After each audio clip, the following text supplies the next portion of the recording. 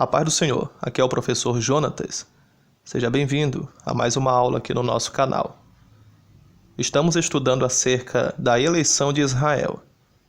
E nesta aula vamos dar continuidade em uma análise que estamos fazendo sobre os principais patriarcas do livro do Gênesis. É interessante que a partir do capítulo 12 desse livro até o capítulo 50, nós encontramos 4 ciclos. O primeiro ciclo é o de Abraão, o segundo ciclo de Isaque, o terceiro ciclo de Jacó e o quarto ciclo é o de José. Estamos na altura do ciclo de Jacó, o terceiro patriarca. E analisando a sua trajetória, nós podemos ver no capítulo 27 do livro do Gênesis, o momento em que Isaque vai abençoar a Jacó. Antes de lermos os textos desse capítulo 27, eu quero pontuar algumas coisas. Primeiro, Isaque adoeceu e achou que iria morrer. Segundo, mesmo sabendo que Jacó era o escolhido de Deus, ele quis dar a sua bênção para Esaú. Terceiro, Isaque manda Esaú lhe preparar uma caça. E quarto, Rebeca escutou esta conversa. Leia comigo o texto sagrado. Quando Isaque envelheceu e os seus olhos se enfraqueceram, a ponto de não mais poder ver, chamou Esaú, seu filho mais velho, e lhe disse: "Meu filho", e Esaú respondeu: "Aqui estou." Versículo 2. O pai lhe disse: "Estou velho, e não sei o dia da minha morte. Pegue agora as suas armas, a sua aljava e o seu arco, vá ao campo e apanhe para mim alguma caça. Faça uma comida saborosa, como eu aprecio, e traga aqui para mim, para que eu coma e abençoe você antes que eu morra." Então perceba que Isaque, ele queria entregar a bênção para Esaú, o seu primogênito. Até porque Isaque deixou bem claro que Esaú era o seu filho predileto. Porém, ele sabia que o escolhido de Deus era Jacó. Então perceba que, ao chamar Esaú para ir fazer um guisado para ele, para depois receber a bênção, Isaque estava tentando driblar o projeto de Deus. Quero chamar sua atenção agora para o versículo 5, que diz assim: Rebeca esteve escutando enquanto Isaque falava com Esaú, seu filho.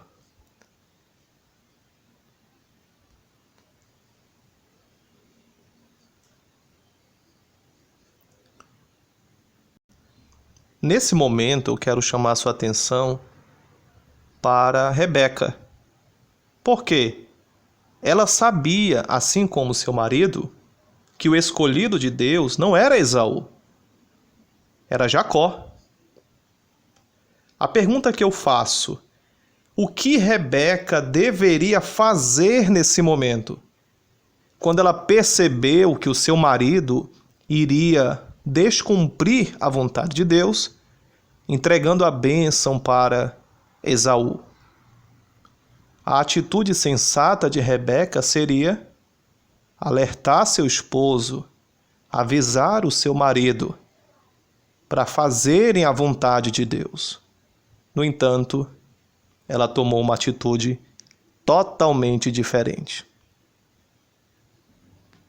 Rebeca arquitetou um plano diabólico, demoníaco.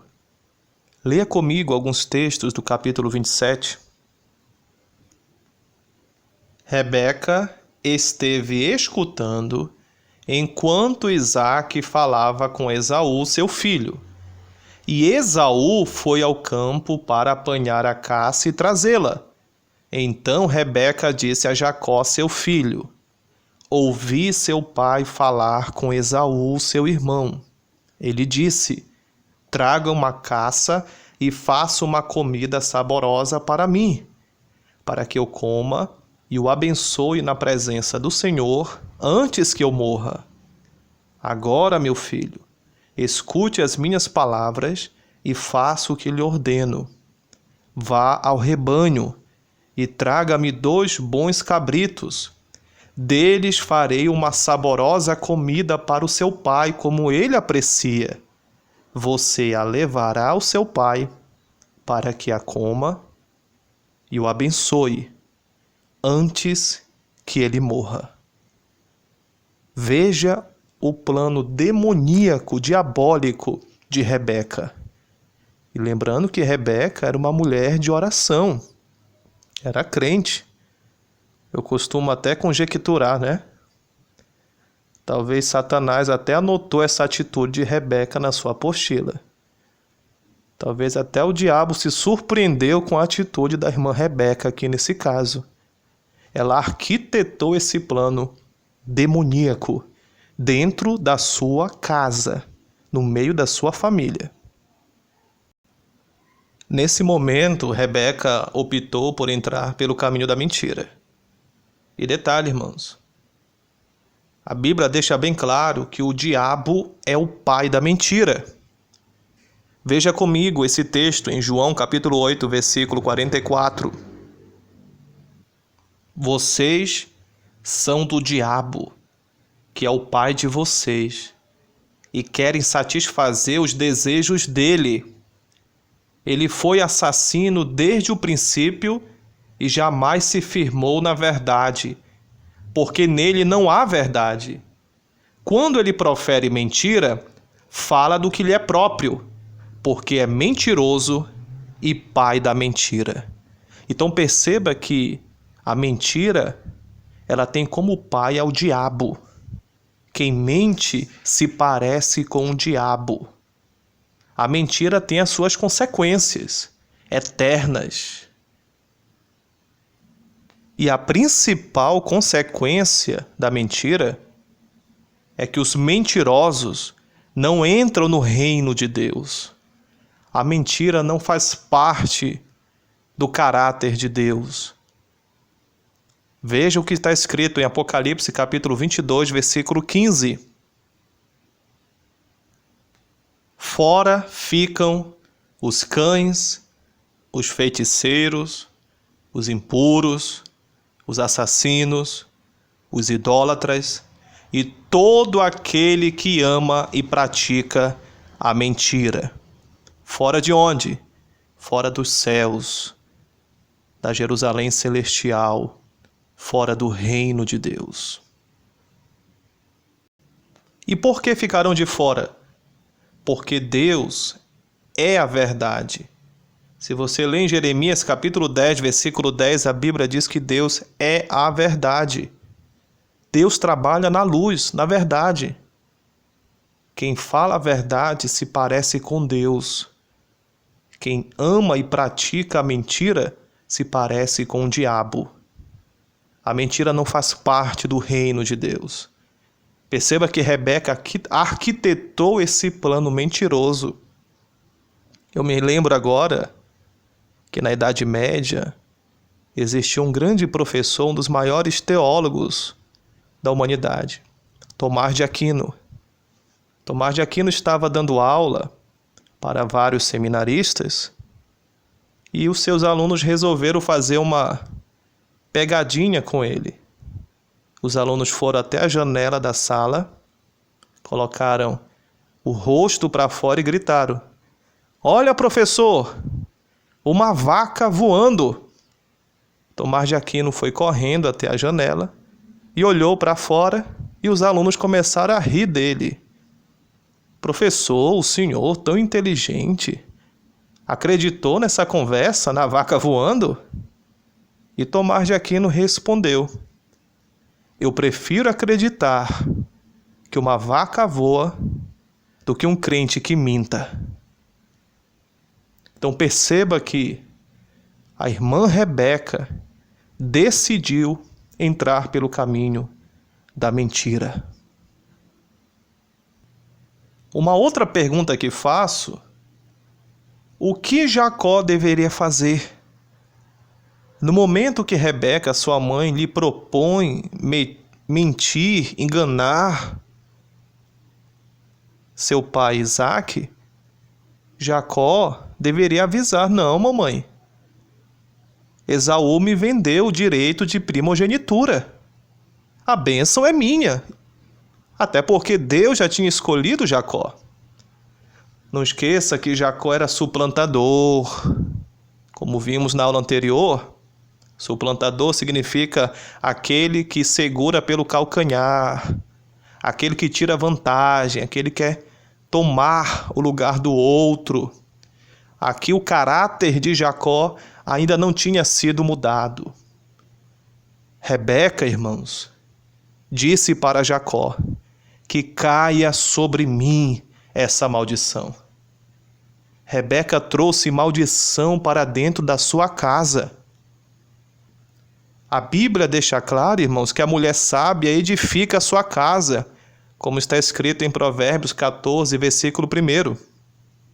A mulher sábia edifica a sua casa, a tola com as próprias mãos a derruba. Perceba que Rebeca deu aqui uma ajudinha para o diabo. E uma ajuda em tanto. Ela arquitetou a própria destruição do seu lar. Essa lição serve para nós também. Eu posso até parafrasear o texto: o homem sábio edifica sua casa, mas o tolo com as próprias mãos a derruba. Então perceba que Jacó decidiu entrar nesse plano maquiavélico por causa do seu caráter. E nós podemos ver no capítulo 27 Jacó mentindo pelo menos por 3 vezes ao seu pai Isaque. Leia comigo essas 3 referências. Capítulo 27, versículos 19, 20 e 24. A partir do versículo 18. Jacó foi a seu pai e disse: meu pai. E ele respondeu: fale, quem é você? Meu filho? Jacó respondeu a seu pai: sou Esaú, seu filho primogênito. Fiz o que o Senhor ordenou. Levante-se, por favor, sente-se e coma da minha caça, para que depois o Senhor me abençoe. Aqui está a primeira mentira de Jacó. No versículo 20, Isaque perguntou a seu filho: como foi que você conseguiu achar a caça tão depressa, meu filho? E ele respondeu: porque o Senhor, seu Deus, a mandou ao meu encontro. Perceba que Jacó envolveu até o nome de Deus aqui na sua mentira. E no versículo 24, então perguntou: você é mesmo meu filho Esaú? E ele respondeu: eu sou. Então perceba que Jacó entrou nesse plano maquiavélico da mentira. Chegou ao ponto de enganar o seu próprio pai. E essa sua mentira serviu para Jacó aprender e servir de lição para nós também, irmãos, acerca da lei da colheita. Lá em Gálatas capítulo 6, versículo 7, está escrito: aquilo que o homem semear, isso também ceifará.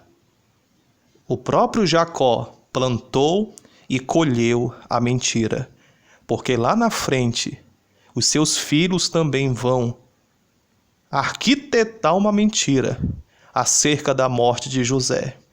E assim como Jacó enganou seu pai usando as roupas de Esaú, os filhos de Jacó enganaram a ele usando as roupas de José. Jacó plantou e colheu a mentira. A lei da colheita serve para todos. Na próxima aula vamos continuar analisando esse texto. Um forte abraço, que Deus nos abençoe.